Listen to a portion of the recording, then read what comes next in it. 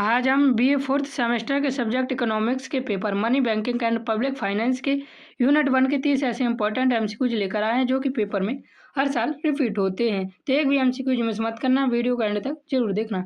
मैं आपकी इकोनॉमिक्स की 8 यूनिट के वीडियो लेकर आऊँगा जिनमें मैं 30 मोस्ट रिपीटेड एमसीक्यूज करवाऊंगा। यदि आप वो कर लेते हैं तो पेपर में 100% स्कोर कर पाएंगे।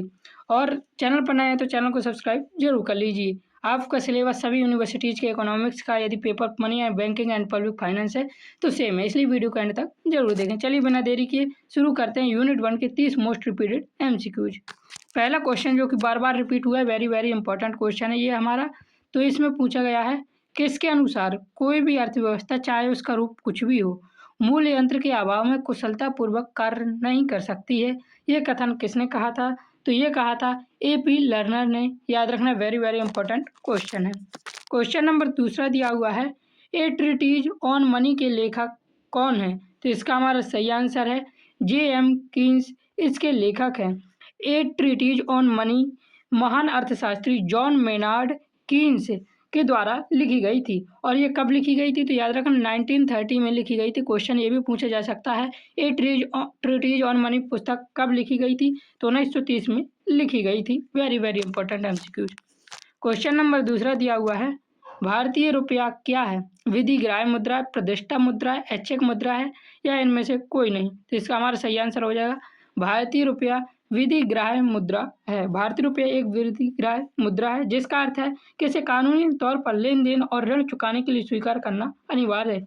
कोई भी व्यक्ति इसे लेने से मना नहीं कर सकता है भारतीय रुपया को, इसलिए उसे क्या कहा गया? विधिग्राह्य मुद्रा कहा गया। क्वेश्चन नंबर चौथा है, वेरी वेरी इंपॉर्टेंट, हर साल रिपीट होने वाला ये क्वेश्चन है। मनी शब्द लैटिन भाषा के निम्न में से लिया गया है, अर्थात मनी शब्द लैटिन भाषा के किस शब्द से लिया गया है? तो इसका हमारा सही आंसर हो जाएगा मोनेटा से। अंग्रेजी का मनी शब्द लैटिन भाषा का ये शब्द मोनेटा, इससे लिया गया है। प्राचीन रोम में देवी जूनो को मोनेटा कहा जाता था। याद रखना, ये भी क्वेश्चन आ सकता है। क्वेश्चन नंबर 5 है, निम्न में से किस प्रक्रिया में कठिनाई के कारण मुद्रा का जन्म हुआ है? तो इसका हमारा सही आंसर हो जाएगा वस्तु विनिमय में कठिनाई के कारण। प्राचीन काल में वस्तुओं के बदले वस्तुओं का लेन देन होता था जिसमें दोहरे संयोग के अभाव जैसी कठिनाइयाँ थीं। इन्हीं असुविधाओं को दूर करने के लिए मुद्रा का आविष्कार हुआ था वस्तु विनिमय में कठिनाई होने से। क्वेश्चन नंबर 6 दिया हुआ है, मुद्रा वह धुरी है जिसके चारों ओर आर्थिक विज्ञान चक्कर लगाता है।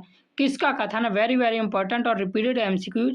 तो ये कथन जो है, यह कथन है मार्शल का। इन्होंने कहा था मुद्रा वह धुरी है जिसके चारों ओर आर्थिक विज्ञान चक्कर लगाता है।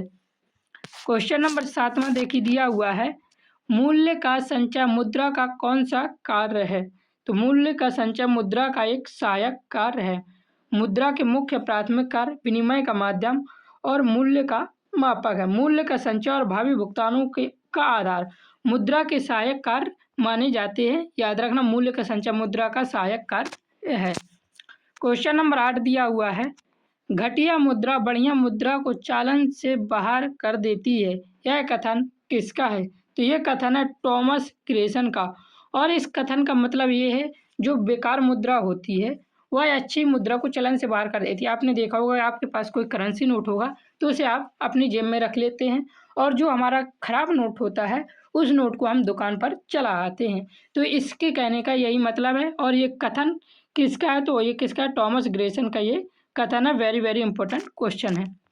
क्वेश्चन नंबर 9 दिया हुआ है, वस्तु विनिमय के मार्ग में कठिनाई आती है।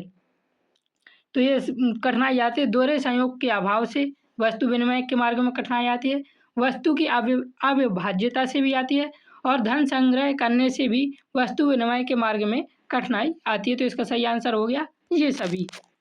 क्वेश्चन नंबर 10 दिया हुआ है, मुद्रा के मूल और उसकी मात्रा के मध्य सीधा संबंध होता है, विपरीत संबंध होता है, गुणात्मक संबंध होता है, या इनमें से कोई नहीं?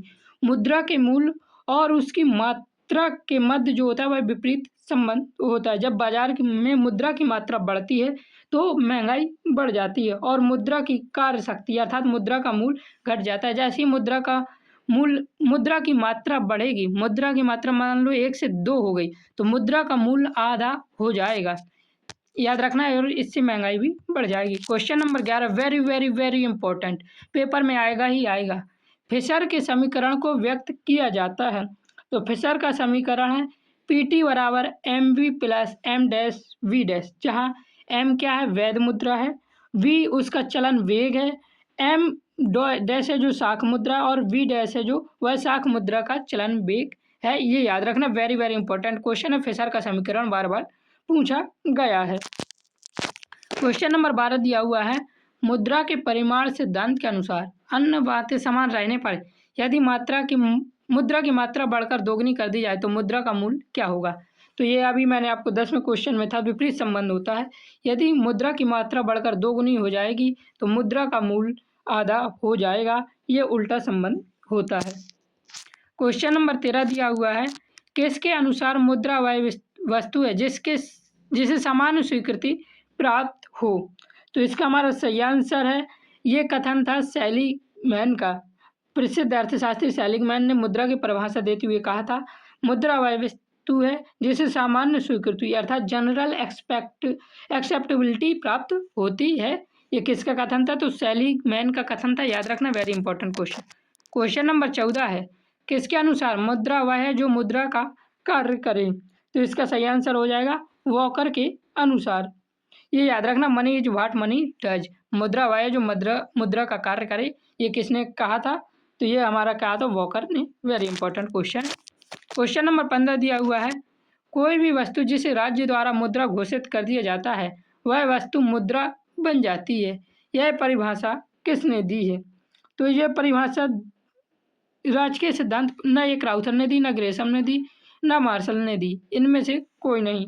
ये परिभाषा राजकीय सिद्धांत पर आधारित है, जिसे जर्मन अर्थशास्त्री GF नेफ ने दिया था। याद रखना, इसकी परिभाषा किसने दी थी, कोई भी वस्तु जिस राज्य द्वारा मुद्रा घोषित कर दिया जाता है वह वस्तु मुद्रा बन जाती है। ये किसने कहा था, तो GF नेफ ने कहा था, और यह एक जर्मन अर्थशास्त्री था। इनमें से कोई नहीं, इसका सही आंसर है। क्वेश्चन नंबर 16 है, विश्व के अधिकांश देशों में कौन सा मुद्रा मान चल रहा है।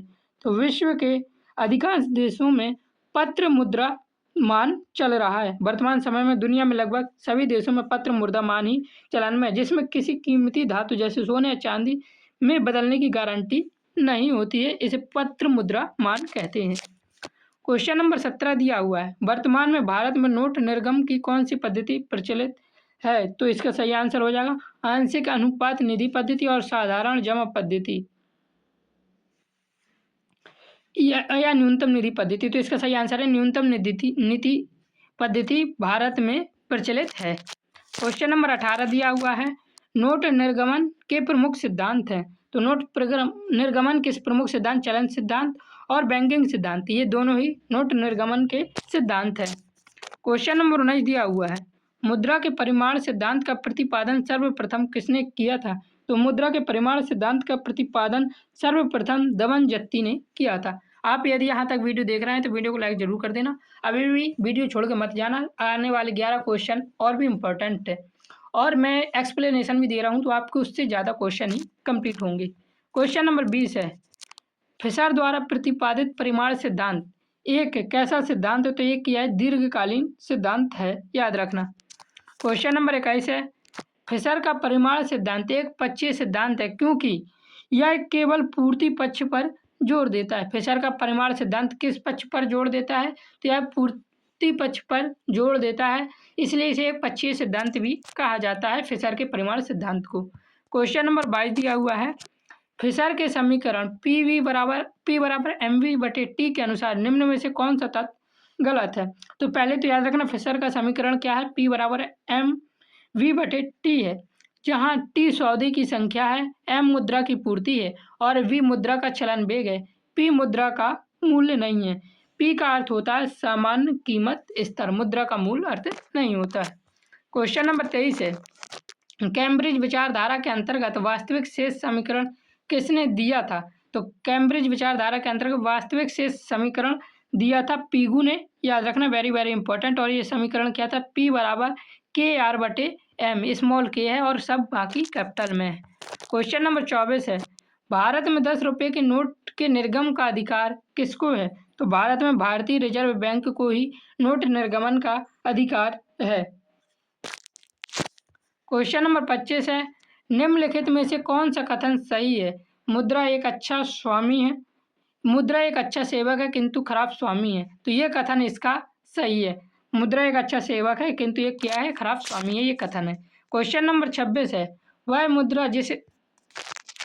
मुद्रा जिसे सरकार द्वारा वैधानिक रूप से ग्राह्य घोषित किया गया है हो, अर्थात उसे भुगतान में स्वीकार न करने पर सरकार द्वारा दंड दिया जा सकता है, तो उसे क्या कहते हैं? तो ये कहलाती है विधिग्राह्य मुद्रा कहलाती है। सरकार जो मुद्रा चालू करती है, यदि उसे कोई स्वीकार नहीं करता है तो इसको क्या कहते हैं, इसे विधिग्राह्य मुद्रा कहलाती है और इस स्वीकार न करने पर सरकार द्वारा दंड दिया जा सकता है। क्वेश्चन नंबर 27 है, मुद्रा के प्राथमिक एवं द्वितीयक कार्यों को कहा जाता है। तो मुद्रा के प्राथमिक एवं द्वितीयक कार्यों को मुद्रा के स्थैतिक कार्य कहा जाता है। क्वेश्चन नंबर 28 है, मुद्रा के कार्यों का स्थैतिक कार्य एवं प्रोवैगिक कार्य विभाजन किस अर्थशास्त्री ने किया था? तो इसका सही आंसर हो जाएगा, किया था पॉल एंजिंग ने। वेरी वेरी इंपॉर्टेंट क्वेश्चन, याद करके जरूर जाना। क्वेश्चन नंबर 29 है, मुद्रा के प्राथमिक कार्य हैं। तो विनिमय का माध्यम और मूल्य का मापक, ये दोनों ही मुद्रा के प्राथमिक कार्य हैं। क्वेश्चन नंबर 30 है, मुद्रा का कौन सा मुख्य कार्य है? तो विनिमय का माध्यम और मूल्य का मापक मुद्रा का मुख्य कार्य है। इस प्रकार मैंने आपको 30 मोस्ट रिपीटेड एमसीक्यूज करवाए। ये पेपर से पहले एक बार जरूर देख कर जाना। यूनिट 1 से जितने भी क्वेश्चन आएंगे यहीं से आपको देखने को मिलेंगे और 8वां यूनिट में आपकी कंप्लीट करवाऊंगा। तो चैनल को सब्सक्राइब जरूर कर लें। जय हिंद, जय भारत, राधे राधे।